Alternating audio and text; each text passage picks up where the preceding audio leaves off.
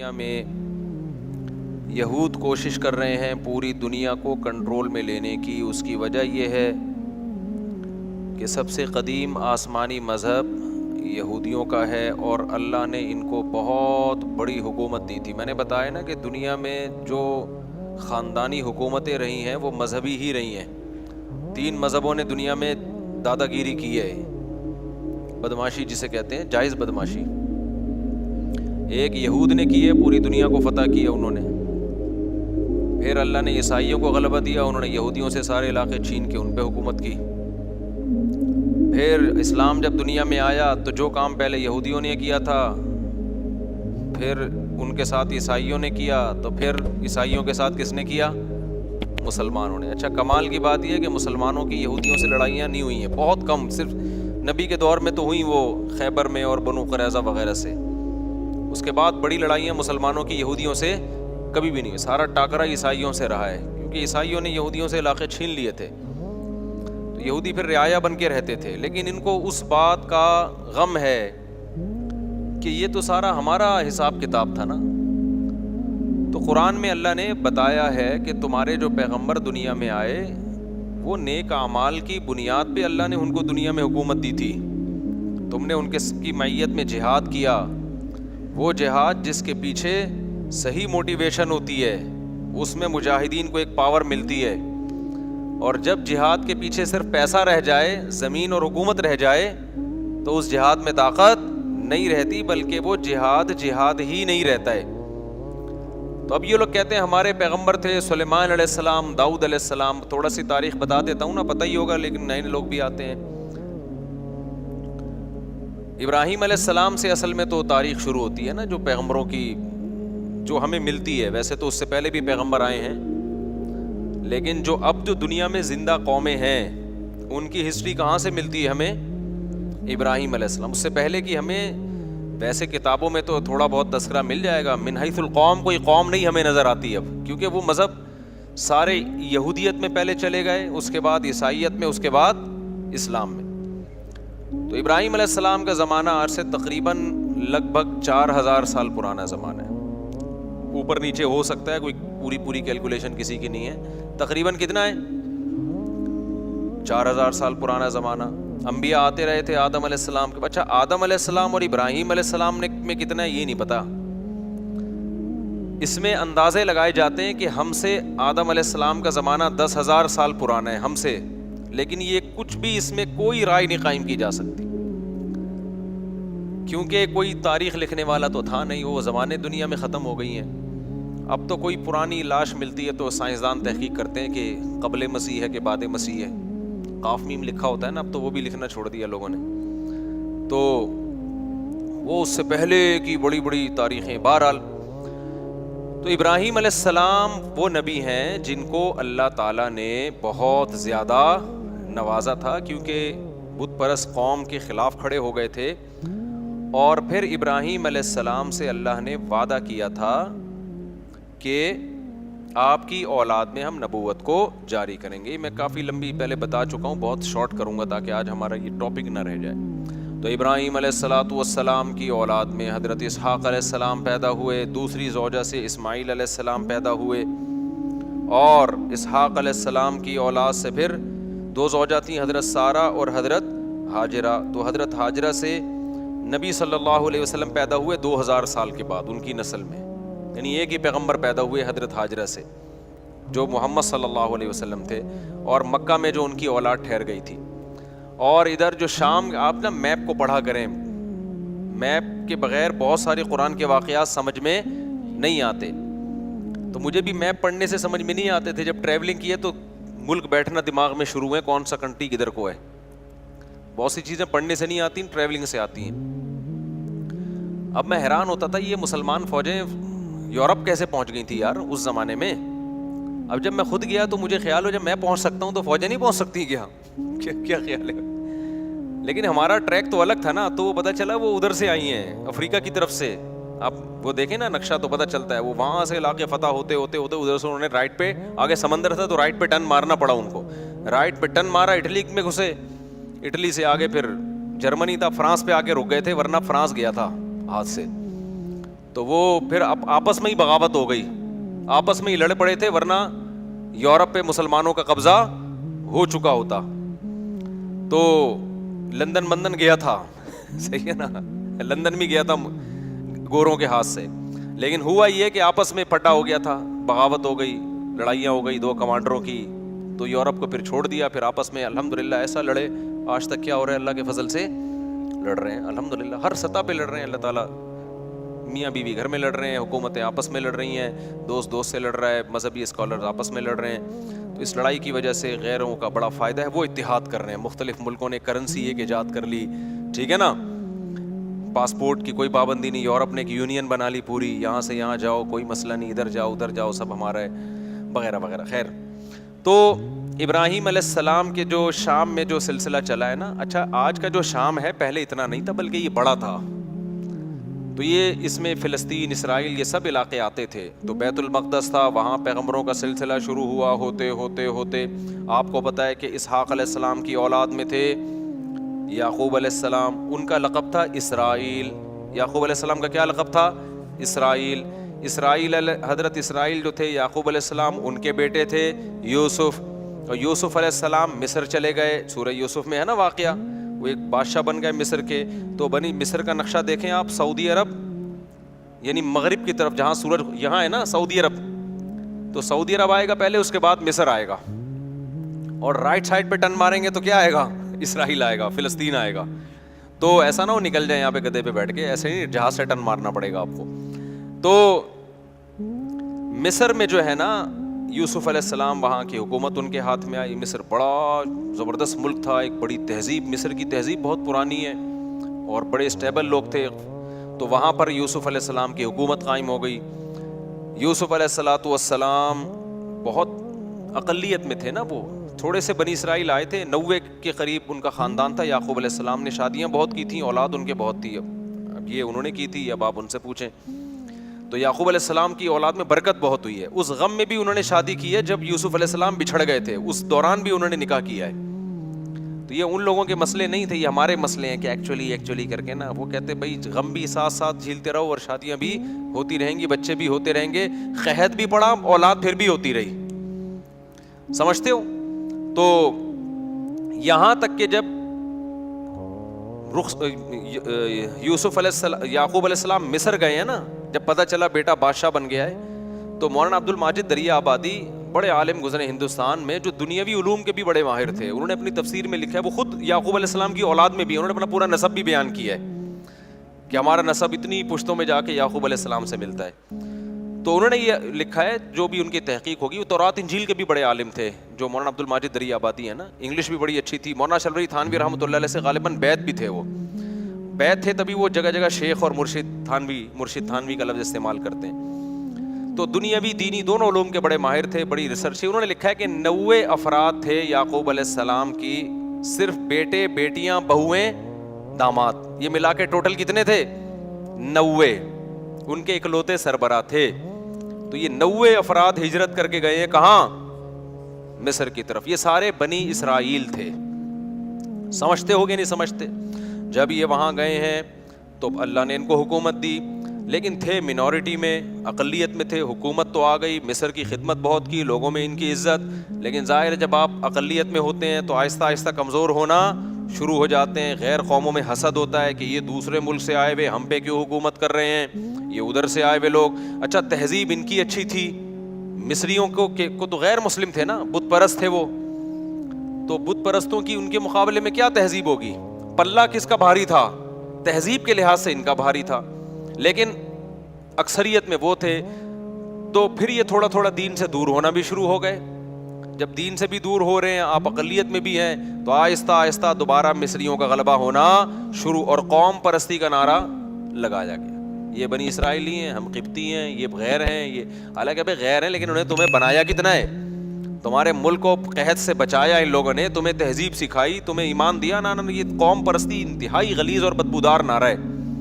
کتا گلی میں ایک دوسرے کتے کو برداشت نہیں کرتا, بلی برداشت کر لے گی, بلی تھوڑی سی غیرت مند ہوتی ہے. کتا جو ہے نا اتنا وفادار ہو کے بھی ہے کتا ہی وہ, اسلام یہ نہیں کہتا کہ یہ اتنا وفادار ہے تو اب اس کو کتا مت کہو. کہنا کیا پڑے گا اس کو؟ کتا ہی کہنا پڑے گا. وجہ اس کی ہے کہ اس میں کچھ بہت بری خصلتیں بھی ہیں. آگے وہ ابھی میں خصلتوں پر بیان پہلے کر چکا ہوں, ابھی میں نہیں جاؤں گا اس کی طرف. تو خیر, اب کیا مسئلہ ہے؟ تو بنی اسرائیل جب یہاں گئے ہیں, آہستہ آہستہ آہستہ حکومت ان کے ہاتھ سے نکلنا شروع, اور گناہوں میں بھی جانا شروع ہو گئے. جائے جو حکومت میں آتے ہیں تو عیش و عشرت بھی بڑھتا ہے. بالآخر فرعون, اس زمانے میں مصر کا جو بھی بادشاہ اس کو فرعون ہی کہا جاتا تھا, تو وہ والا فرعون جس کا قرآن میں تذکرہ ہے وہ ان پر بالآخر غالب آ گیا, اور وہ ہے ویسے ہی تحریکیں چلنا شروع ہو گئیں جیسے مودی صاحب کی تحریکیں ہیں. یہ اقلیت میں ان کو مارو, ان کو پیٹو, ان کو یوں کرو, ان کو یوں کرو, جو ہندوستان میں مسلمان بیچاروں کے ساتھ ہو رہا ہے اس وقت.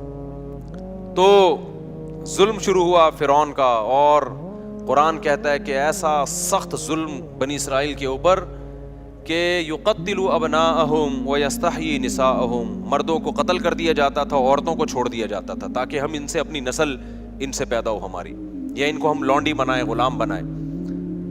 تو فرعون کو کہیں خواب آیا کہ میری, وہ نجومیوں نے نہیں بتایا تھا, نجومی جھوٹ بولتے ہیں, نجومیوں کو کچھ بھی نہیں پتا ہوتا, تو زیادہ راجع بات اس میں یہی کہ خواب آیا تھا فرعون کو. اس کو خواب آیا یا کسی نے ماہرین نے پیش گوئی کی ہوگی کہ لگتا ہے کہ یہ قوم میں لیڈر کی صلاحیت ہے, انہی کا کوئی شخص اٹھ کے تمہارا تختہ الٹے گا, تو تم اتنا ظلم کر رہے ہو نا. تو فرعون نے کیا کیا, ظلم کم کرنے کے بجائے بڑھا دیا. تو اب قرآن میں اس کا تذکرہ اللہ تعالیٰ نے سورہ قصص میں ذکر کیا ہے, وہ میں انشاءاللہ بعد میں, یہ 21ویں رات سے جو ہے نا, جب دوسرے لوگ بھی آ جائیں, اعتکاف والوں کی تعداد بڑھ جاتی ہے, تو کچھ مضامین ان کے لیے رکھے ہوئے. تو بالآخر موسیٰ کلیم اللہ پیدا ہوئے, اور اللہ نے موسیٰ علیہ السلام کو فرعون کے محل میں بلایا, اور پھر موسیٰ علیہ السلام کو نبوت ملی, اور پھر بالآخر فرعون کو اللہ تعالیٰ نے دریا میں غرق کر دیا, اور فرعونی کیا ہو گئے, ایک بھی بندہ نہیں بچا, سارے ہی مار دیے اللہ تعالیٰ نے. ٹھیک, جتنے بھی تھے. بنی اسرائیل کو نجات ملی, اور قرآن ان کی تعریف کرتا ہے بما صبروا, اس لیے کہ بنی اسرائیل نے موسیٰ کا ساتھ دیا تھا اور صبر کیا تھا انہوں نے. لیکن تھے بہرحال نالائق, صبر بھی کرتے تھے, تکلیفیں بھی دیتے تھے. پھر بنی اسرائیل کو حکم ہوا کہ اب تو تمہارا اصل وطن ہے فلسطین, ارض شام, وہاں تم موسیٰ علیہ السلام کی قیادت میں اب جہاد کرو. یہ تو اللہ نے فرعون کو خود ہی ٹھکانے لگا دیا, اب ہر جگہ اللہ خود سے کام نہیں کرے گا, کچھ تم کو بھی تلوار اٹھا کے کرنا پڑے گا. یہاں تو ویسے بھی ان کے پاس طاقت ہی نہیں تھی, منورٹی میں تھے نا, کیا لڑتے یہ.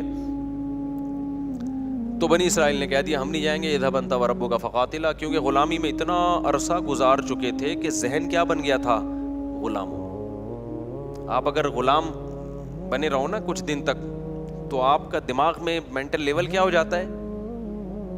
جو لوگ بچوں میں زیادہ رہتے ہیں نا, تھوڑے دنوں میں بچکانہ حرکتیں شروع کر دیتے ہیں. صحبت کا بہت گہرا اثر ہوتا ہے, خوب سمجھ لو. اگر آپ پڑھے لکھے لوگوں میں بیٹھو گے تو آپ کیا بن جاؤ گے, سنجیدہ, سیریس ہو جاؤ گے.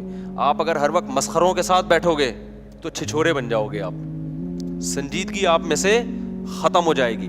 آپ علماء, بزرگوں, صلحاء کے ساتھ بیٹھو گے, اللہ کی محبت آپ کے اندر پیدا ہو جائے گی. دنیا پرستوں میں ہر وقت بیٹھو گے جو ہر وقت مال و دولت کی باتیں کرتے ہیں, اتنی گاڑی, اتنے پیسہ, بحریہ ٹاؤن, فلانا, آپ کی نظر میں دنیا کی ہوس اور لالچ پیدا ہو جائے گی. یہ انسان کی نیچر ہے. تو اچھے لوگوں کے ساتھ بیٹھا کرو. سمجھتے ہو آج ہمارا مرغا مرغی جو ہے نا, ایک دیسی ہیں وہ ہر وقت دہشت گردی. ایک فینسی بھی ہمارے پاس تھائی لینڈ کی نسل, وہ مرغا بھی بڑا تمیز کا اور مرغی بڑی تمیز کی. ہمارے ایک پٹھان دوست ہیں, آج ان کو میں لے کر گیا اپنے پنجرے میں, انہوں نے کہا ان پورے پنجرے میں نا آپ کے کیج میں پڑھے لکھے یہی لگ رہے ہیں, یہ 2 مرغے. مجھے ان کا تبصرہ بڑا اچھا لگا. انہوں نے کہا یہ جو مرغا مرغی ہے نا, اس پورے پنجرے میں مجھے صرف یہ 2 پڑھے لکھے لگ رہے ہیں, باقی سارے ان پڑھ اور جاہل. وجہ اس کی ہے کہ وہ ہر ایک دوسرے کو جب کوئی موقع ملے, وہ کوئی نیا بندہ آئے اس کو چھیڑ رہا ہے. وہ کہا پڑھے لکھے صرف یہ لگ رہے ہیں. میں نے کہا یہ پٹ رہے ہیں سب سے زیادہ یہاں پہ. اچھا خیر, تو میں نے کہا اب یہ پڑھے لکھے ہیں, یہ بھی ان کے ساتھ رہ کے ان پڑھ نہ بن جائیں. تو اب مسئلہ کیا ہے, تو اللہ تعالیٰ نے بنی اسرائیل کو حکم دیا, بنی اسرائیل نے جہاد نہیں کیا. اللہ کو غضب آیا, اور موسیٰ علیہ السلام نے بد دعا بھی کی, اور اللہ نے کہا یہ زمین ان پر حرام ہے. 40 سال تک وادی تیہ میں اسی طرح سے یہ تڑپتے رہیں گے. 40 سال تک. وہیں موسیٰ علیہ السلام کا انتقال بھی ہو گیا, اور وہ 40 سال تک وادی تیہ میں بہکتے رہے. پھر اس کے بعد نئے پیغمبر آئے, اور پھر اس کے بعد نئے پیغمبر کی معیت میں انہوں نے جہاد کیا. جب انہوں نے جہاد کیا تو قرآن نے اس کا بھی واقعہ اللہ تعالیٰ نے قرآن میں بیان کیا ہے سورہ بقرہ میں. تو جب ان کا جہاد ہوا ہے نا, تو ان کی فوج, ان کے جو کمانڈر تھے ان کا نام تھا طالوت. وہ پیغمبر ہی نے ان کو بنایا تھا کمانڈر, وقت کے نبی نے, لیکن وہ غریب تھے. بنی اسرائیل نے اس پہ بھی اعتراض کیا, غریب آدمی ہمارا امیر کیوں بن رہا ہے؟ تو ان کو بتایا گیا بھائی اس کے پاس نالج زیادہ ہے اور صحت اچھی ہے. کمانڈر کے لیے پیسہ ہونا ضروری نہیں ہے, نالج, جنگ لڑنے کا تجربہ زیادہ ہو. دیکھو اللہ تعالیٰ دنیا کو اسباب سے چلاتے ہیں. علماء نے بیان کیا ہے جنگ کے کمانڈر بنانے کے لیے یا ملک کا صدر وزیر اعظم بنانے کے لیے 2 بندے ہیں آپ کے پاس. ایک بہت نیک ہے, نالج اور تجربہ نہیں ہے اور اس کو پتہ نہیں ہے کیا کرنا ہے, اور ایک برا ہے لیکن اس کے پاس ایکسپیرینس ہے, صلاحیت ہے. تو برے کو بنایا جائے گا, نیک کو نہیں بنایا جائے گا. بات نہیں آ رہی سمجھ میں؟ جب میں یہ بات لوگوں کو بتاتا ہوں, لوگ کہتے ہیں یار یہ کیا بات ہے, تقوی کی تو بڑی اہمیت ہے. میں ان سے کہتا ہوں مجھے ایک بات بتاؤ, آپ جب گھر میں ڈرائیور رکھتے ہو گاڑی چلوانے کے لیے, ایک بندہ ہے تہجد گزار ہے, تبلیغ سے حضرت جیسے 4 مہینے لگا رہے ہیں ماشاءاللہ, کتنے وقت کے لیے نکلے ہوئے ہیں حضرت آپ؟ سالانہ چلہ, ماشاءاللہ ماشاءاللہ.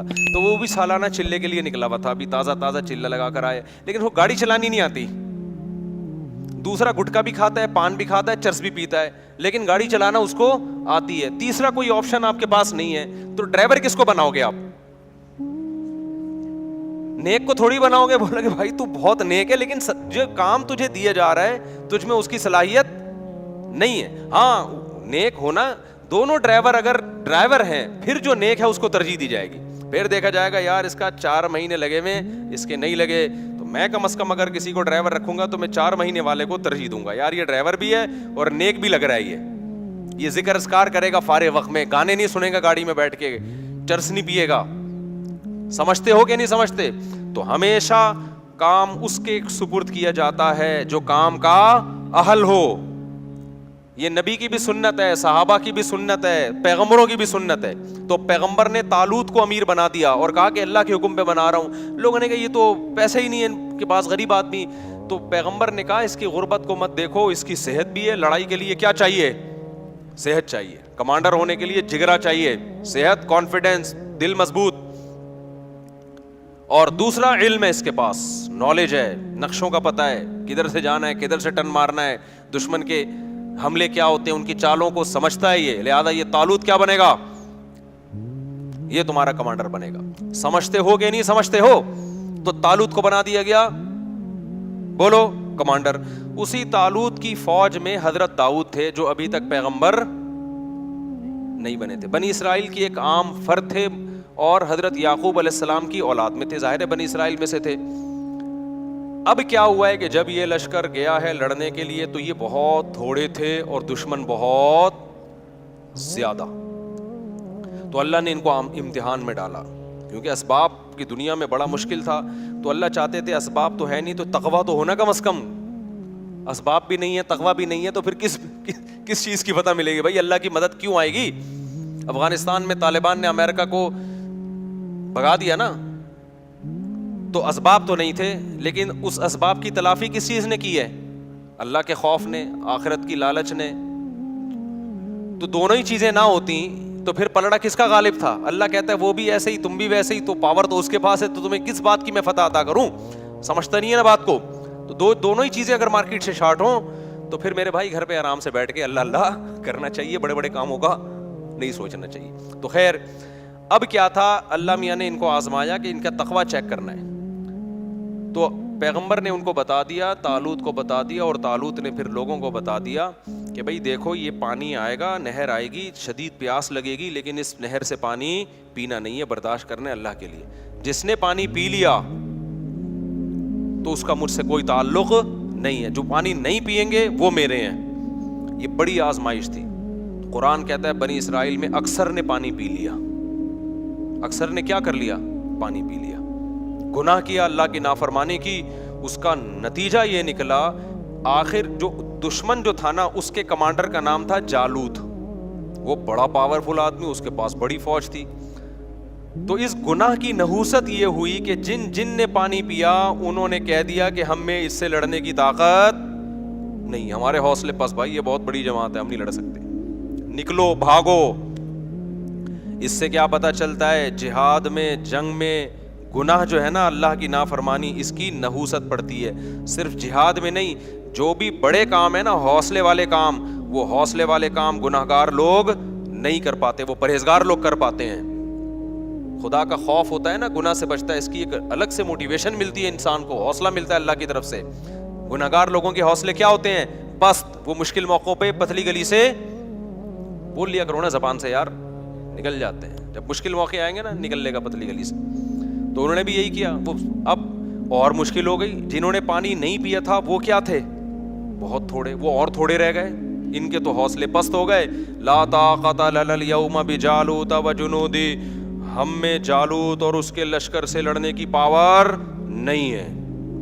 اب ہونا کیا چاہیے تھا کہ جو تھوڑے سے رہ گئے تھے وہ اپنے کمانڈر طالوت سے جا کے کہتے کہ حضرت ہم تو پورے لشکر کو دیکھ کے آئے تھے کہ یہ سب لوگ ہمارے ساتھ ہیں، جب آدھے سے زیادہ لوگوں نے حوصلے پست ہو گئے ہیں تو کائنڈلی اب ہمارا لڑنا بنتا نہیں، اب ہمیں بھی یہ مروائیں گے، لہذا اب ہم اکٹھے کیا کرتے ہیں، یہاں سے واپس چلتے ہیں، عزت اسی میں.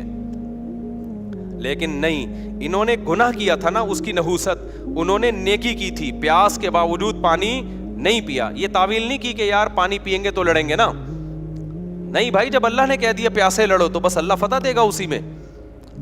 تو تقویٰ تھا تو اس کی برکت ان کے حوصلے پست ہونے کے بجائے بڑھ گئے. انہوں نے کہا تھوڑے سے ہیں، لڑیں گے انشاءاللہ. اور پھر کہنے لگے جو نہیں لڑنا چاہ رہے تھے، پست ہو گئے تھے ان کے حوصلے، ان کو بھی حوصلہ دلانے لگے. کم من فئۃ قلیلۃ غلبت فئۃ کثیرۃ باذن اللہ. بھائی تاریخ اٹھا کے دیکھو کتنی مرتبہ ایسے ہوا ہے، بہت تھوڑی تھوڑی جماعتوں کو اللہ نے بڑی بڑی جماعتوں پہ غلبہ دیا ہے، اور اللہ صبر کرنے والوں کے ساتھ ہے. ان کمبختوں کی سمجھ میں آیا نہیں آیا، اس سے تاریخ کیا ہے؟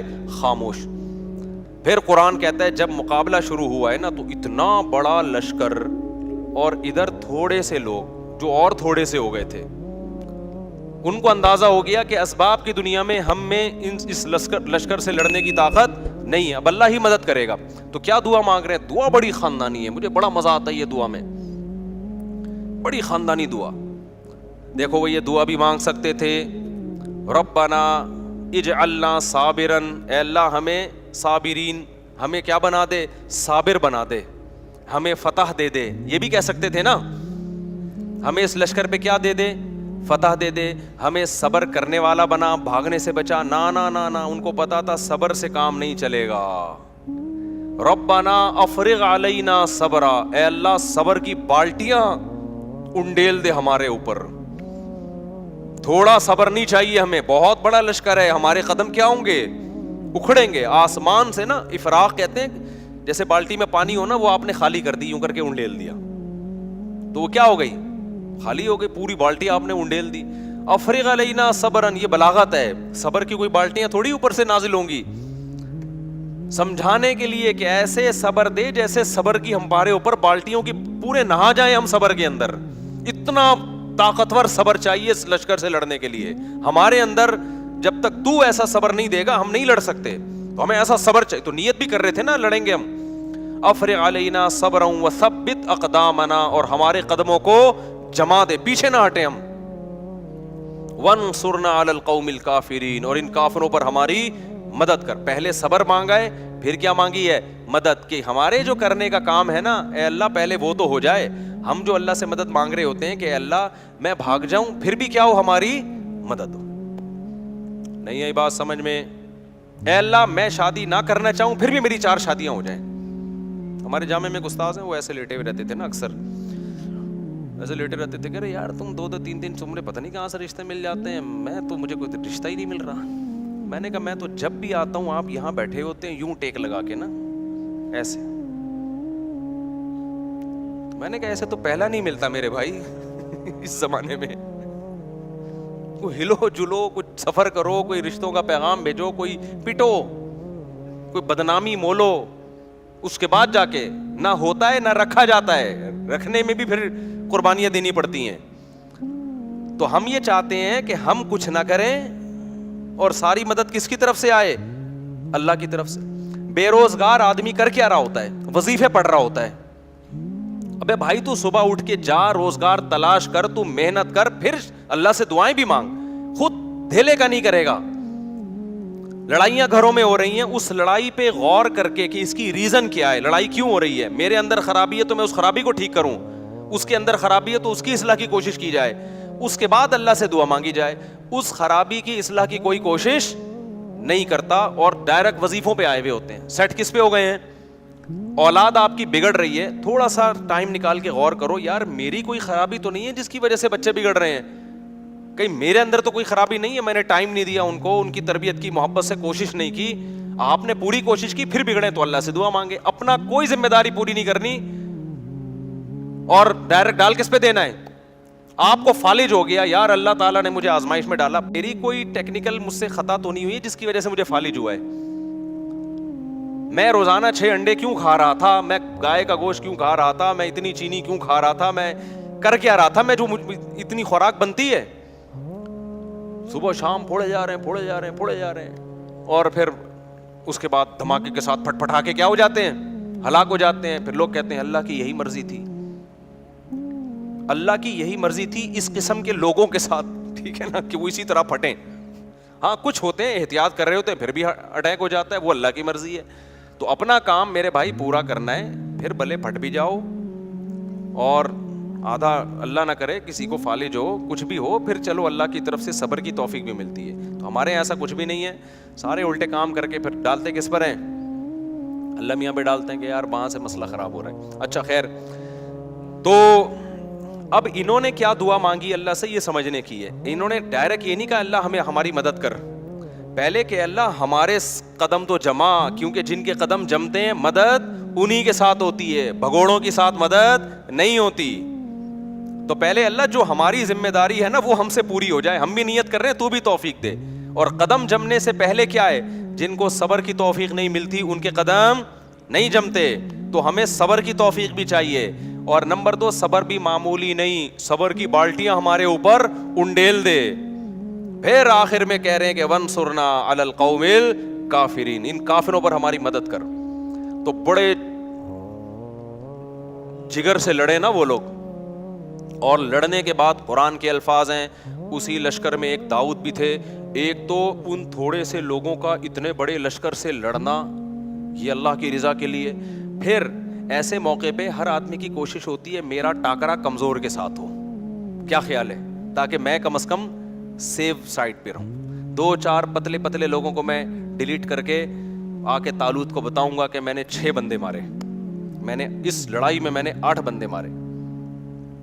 ایسے باریک باریک میں لوگوں کو کیا کروں گا, تلاش. لیکن جو حضرت داؤد تھے انہوں نے کس کو ہدف بنایا, کمانڈر جالوت کو.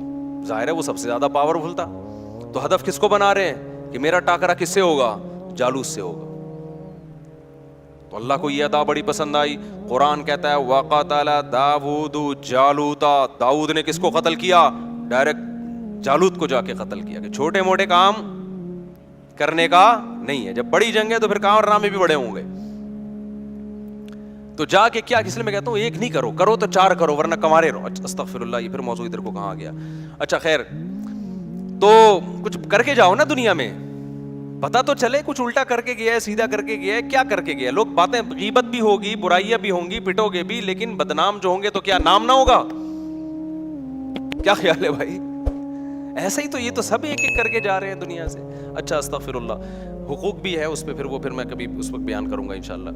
تو قتل داؤد جالوتا, قرآن کیا کہتا ہے, داؤد علیہ السلام نے کیا کیا, ڈائریکٹ ہدف کس کو بنایا ہے, جالوت کو مار دیا اس کو. اللہ کو یہ ادا پسند آئی. فآتاہ اللہ الحکمہ, اللہ نے آپ کو حکمت بھی دی, نبوت بھی عطا کر دی. وعلمہ مما یشاء, اور جو کچھ اللہ نے چاہا آپ کو سکھایا. اب اس واقعے کے بعد بنی اسرائیل کے کمانڈر کون بن گئے, ظاہر ہے پیغمبر نے بھی دیکھا نا بھائی یہ ہیں اصل کم. پہلے یہ میرٹ کی بیس پہ سلیکشن ہو رہی ہے, کس کی بیس پہ ہو رہی ہے, بولو نا.